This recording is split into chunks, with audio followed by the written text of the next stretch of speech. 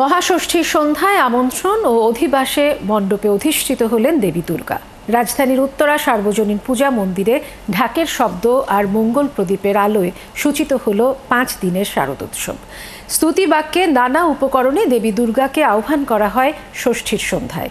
বেলগাছের শাখা সম্মুখে রেখে পূজা করা হয় দেবীর। সপ্তমীতে নবপত্রিকা প্রবেশে প্রাণ প্রতিষ্ঠা পাবে দেবী দুর্গার। উত্তরা সার্বজনীন মন্দিরে সন্ধ্যায় ষষ্ঠী পূজার আনুষ্ঠানিকতার পাশাপাশি ছিল সাংস্কৃতিক আয়োজন। পূজার্থীরা আনন্দ নিয়ে করেছেন দেবী দর্শন। এবছর দেবী দুর্গা পৃথিবীতে এলেন গজ বা হাতিতে চড়ে।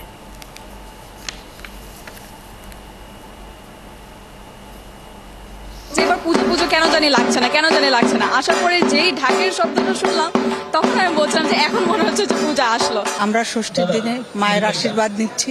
মা আমাদেরকে মঙ্গলে রাখবেন, সমৃদ্ধিতে রাখবেন, শান্তিতে রাখবেন। ঈশ্বরের কাছে এটাই চাওয়া যাতে আগামী দিনগুলো অনেক সুন্দর কাটে, সবাই অনেক সুন্দরভাবে আমরা বাঁচতে পারি। অধিবাস এবং আমন্ত্রণ আমরা মাকে বিভিন্ন প্রকৃতির জিনিসপত্র দিয়ে মাকে আহ্বান এবং স্তুতি বাক্য পাঠ করে তাহাকে মর্তে আহ্বান করে আসার জন্য।